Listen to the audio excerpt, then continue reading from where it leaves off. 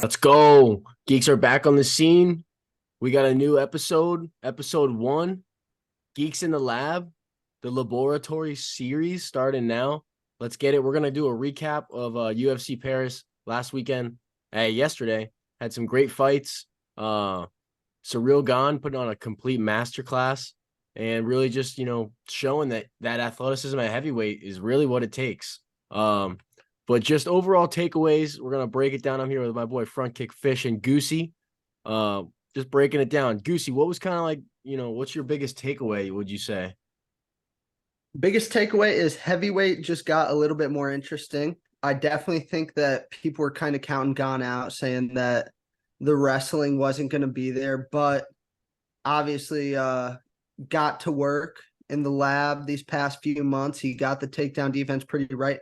I don't know if it was takedown defense as much as kind of a little bit of lack of athleticism from Spivak. He looked a little slow in there. And a lack of want. This motherfucker did not want to be in there, it looked like, brother. Like, it was, I've never seen some shit. He shot one takedown or two and just gave up. He gave up. I've never seen someone have negative dog in them, but Smee. Bro, I was wondering, like, do you think he works stand-up throughout the week? Like, you think every day he's going in and working on stand-up, like punching, kicks, and all that? Or is he specifically going in grappling and trying to lay on top of dudes? Because, I mean, it was rough. I feel like, yeah, I feel like when you're that, when the discrepancy is that big, when you're not gonna even come close to that guy as a striker, I feel like you just have to stick to your game plan. And I don't know, it felt like he just, to me, I mean, Surreal's movement was great, moving around, and to me, it just seemed like Spivak couldn't get the shot on him, and when he did, it was just like Derek Lewis and Blades. When Blades shot that takedown and couldn't get it, he was real hesitant, and then boom, ran into that uppercut. But Surreal just he had it going, but I mean, it wasn't too impressive. For me, it was more of a lack of want from Spivak, and just he didn't show up that night. He just wasn't there. But yes, I mean, Surreal, props to him though. Yeah, big props to him, dude. He's legit, man. I mean, you lose to the GOAT, it doesn't mean that you suck at grappling. Like, Right. you know what I'm saying? And another takeaway, dude, we had, what was this, like the first TKO nut shot of all time? This Crazy. Crazy, bro. What a call. I mean, the way that it, like in slow-mo, they like throw it back, the ref is like, continue, no nut shot. But like, you just gotta let him go. Like, you gotta just continue to say it. No nut shot. No nut shot. Put your fucking hands in your pockets, buddy. Like, just see what happens. Man, I can't believe he just like called it off. I mean, I feel like there's so many other things he could have done, but I don't know. Do you think it hit him in the cup? I think it grazed it, but I think most of the shot was right at the belt. It was just an awkward situation. That referee, forgot his name. It was that skinnier guy, bald dude. Yeah, funky ref though. He is a funky ref. I don't know. When he's in there, kind of just cringes me out a little bit. I don't know. Bro, what do we think about a little like NFL tech instant replay here? Because I think if they kick it to the replay, they get a better view. They see clearly that kick got some cup in it, and that's all you're looking for. Maybe it did hit the belt line at the full impact, but it definitely grazed through the cut, maybe knocked it into the plums a little bit.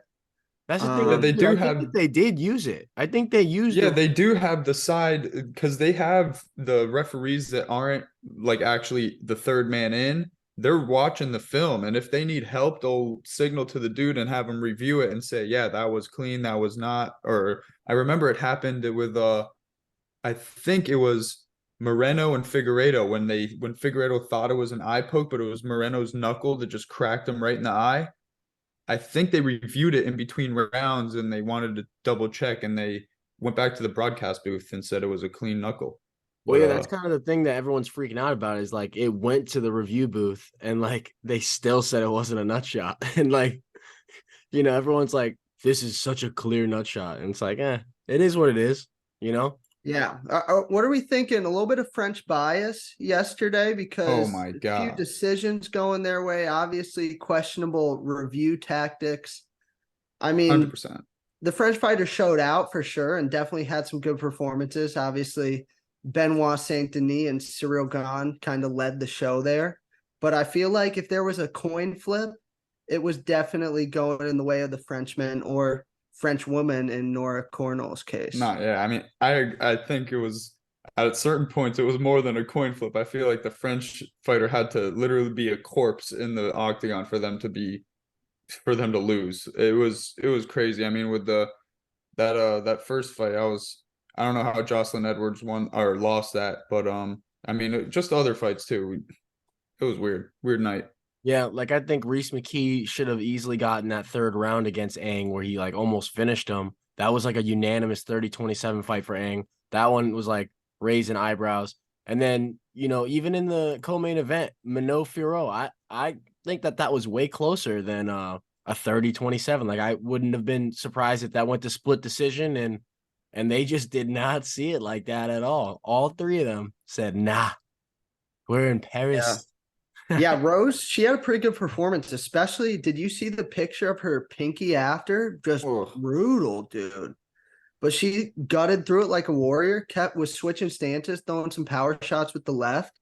I was just thinking she kept going for those takedowns. How bad that pinky must have hurt trying to grab a hold of Manon, bro. Yeah. Mm. And a couple guys like Benoit Saint Denis stood out, got a big finish over Thiago Moises. Ozdemir proved he's not really washed anymore, like people were kind of thinking it was getting to. He ate a couple good shots that was needed. But other than that, not like a blockbuster card, not anything to write home about, just a pretty good ending is what I'd say. That's kind of the most important. You kind of realize how important these endings are when you start to get to cards like this, where it's like, meh, but then you get that surreal Gone beat down. You're like, it's all right. Yeah, Yeah. bro. I think Saint Denis is gonna be a brutal matchup for a lot of these lightweights now because he's pretty big for the division. He kind of dipped his toe in the water at welterweight, saw he was a little small, and now he is running through these dudes. And I don't know what's in his chin, but I don't know if the 155-pound punch can really crack him because he was eating shots, walking forward, and just putting damage on Thiago Moises yesterday. That dude's a tank. That dude's a tank. I definitely saw KO. I was talking with CEO early before the fight. I said, I think KO, or maybe even in the video, in the video I picked Thiago just because I liked him. But when we were talking about him making the sheet, I really thought that KO was coming just because he's that dog. He'll outlast the people. If you can't put him out, he's gonna be all over you, bro. His pressure is crazy. He does have some sloppy boxing, like against Right. and whatnot. Like I could see him getting caught by like a supreme striker. But for what it is right now, remember when we were dude, this guy was a victim to one of the worst stoppages in UFC history. This is the fight that Dana White went out and fired the ref, said, I'll never ref for UFC again. And it was Benoit Saint Denis getting murdered, and for him to just turn it around like this. And now we're talking about, rankings, matchups and stuff. What a guy. What a guy. Yeah, bro. Really living up to the God of War nickname, which if you have that as your nickname, you gotta just be a dog. And another crazy thing, bro, he's what, 28? He looks way older, bro, but he's like just starting to get into his prime here. Yeah. So I think naturally the UFC is going to match him up with someone like Tony Ferg next or someone to really highlight the skills. That would be an absolute nightmare. I think I would be watching through my fingers on that. All right. Yeah. So that was UFC Paris. That was a recap right there. Quick review. We went 8 for 11 on the money lines, 2 out of 3 on the lays, and 4 out of 6 on vision. So it was a good night. Good night.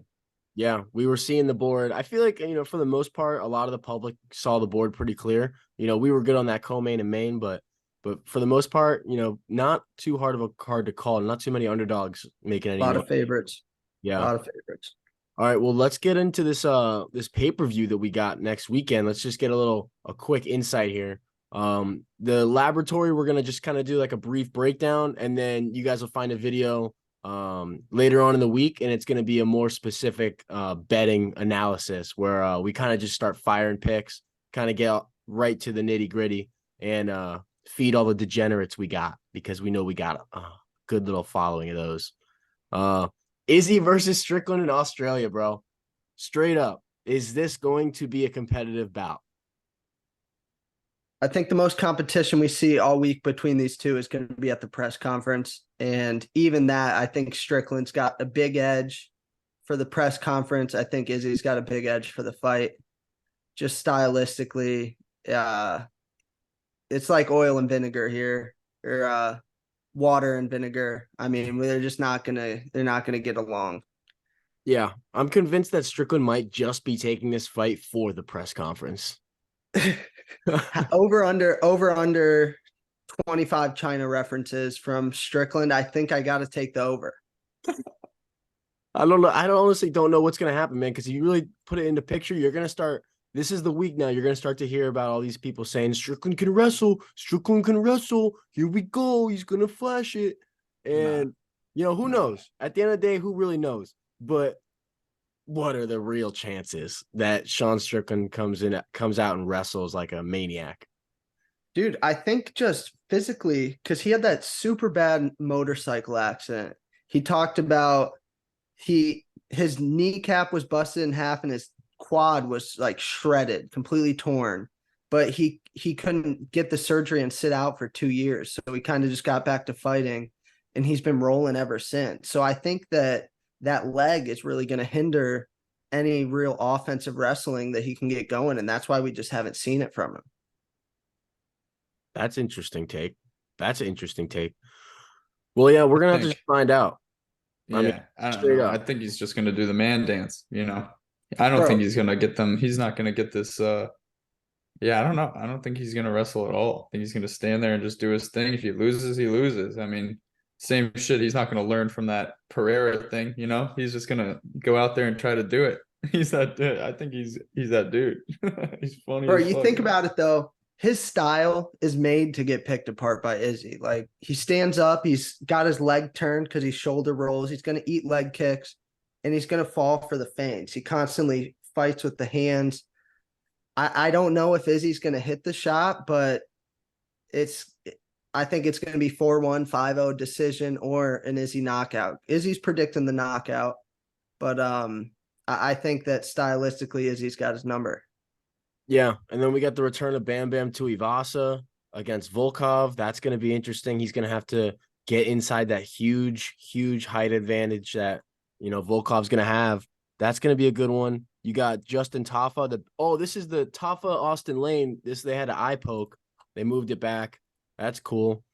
Look at Tyson Pedro, Carlos Olberg, Jack Jenkins, Jamie Malarkey. Like, they really are packing the card. I'm pumped, man. This is a good card. I would give this, what do you think, like a 8 out of 10? No, maybe a 7. I think the Australian vibe, though, they're really going to get behind their guys, and the energy is going to be pretty solid because they got representatives in almost every fight here. These are the 3 biggest Aussie bangers that they have on the roster. Tyson Pedro, Justin Tafa, Tuivasa. Yep. They are begging for a fucking violent show. I think they're good. I think they'll get it. I mean, from a distance, I'm not really too sure about Tuivasa and Tyson Pedro, but I feel like, Justin Tafa is just like not even really in the same level field as Austin Lane at all. Like, I don't think Austin Lane's getting sent there as a sacrificial lamb is what I'm thinking. Yeah, bro, it's interesting. I guess they were always trying to get Tafa on here. So after that eye poke, let him heal up and get back to Australia. But I see him putting it on Austin Lane here. I can't believe Dana really put that matchup together, because how often do you see something like that happen and then Dana's like, whatever, we're gonna keep them together. Next card. No, they want the results of that fight. And dude, Landon Canones versus Nasrat Haqparast jumps off the page at me because what? Like, what?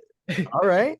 Cool. Right. Yeah, it's like find the piece that doesn't belong here. That one is just kind of like randomly tossed at the board, I feel like. Yeah, just a blind dart. Like, we really need Nasrat Haqparast in Australia this week. Like, very weird request. I think it's a dust off fight for Nasrat. Get him back in there. Dude, he does kind of put on bangers, though. I get why they want him in front of the fans. He's got that little Kelvin Gastelum to him where he wants to go strike, does not want to wrestle, and puts offense ahead of defense for sure.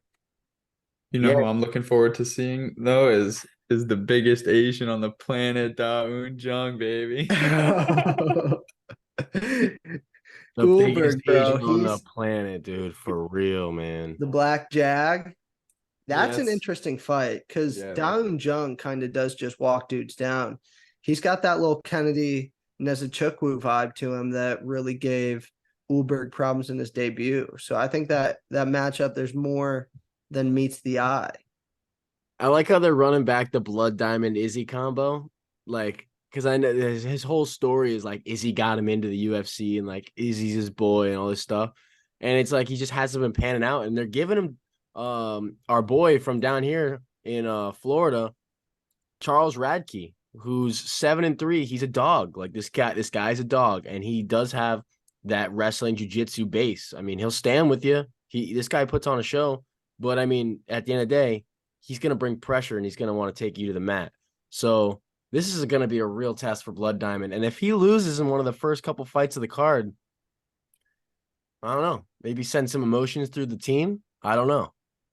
Dude, I think honestly, the UFC might be giving him matchup to build old Chuck Buffalo up a little bit here because I think he is a guy that can build a fan base. And I think you send him over to Australia, have him fight one of their boys in Blood Diamond. I think that instantly boosts him a little bit of credibility, a little bit of a fan base. And in terms of Blood Diamond losing, I don't think it really affects Izzy just because he's constantly fighting on cards with his boys. And in the past, he's been fine, win or lose, So maybe a little bit, but once it's time to get down to it, I think Izzy's gonna be locked in, ready to go. What do you think about what's this guy's nickname, bro? Anton Turkalj? The pleasure, man. The pleasure man, bro. What do we think about him coming out against Tyson Pedro? Because he didn't look that bad in his last fight. Like, let's be real. Like, yeah, he lost, but he didn't look that bad. Kind of a Giga Chad chin here. And I think that might be the kryptonite for old Tyson Pedro. You look up and down the record. If the fight ends in the first round, he's winning. If it goes past that, he's losing in the third or losing by decision. So, I mean, you flip that coin, I feel like it's got to go the pleasure man's way just based off pure grit and just he's going to keep walking forward. Who was he fighting last time? He was fighting that big dog. Let me pull it up here. Petrino, bro. And that guy hits like a truck and he couldn't get him out of there. So I think it might be a tough night for Tyson Pedro here. What do you guys got on that? I think I'm right with you. I think that Tyson Pedro doesn't really impress me like as much as like people he impresses other people. Like I get it, he's like a big dude, he's coordinated, he's got good hands, but like there's not much else there.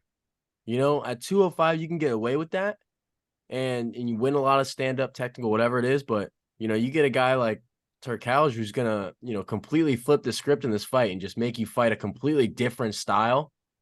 This shit could get weird, man. The show.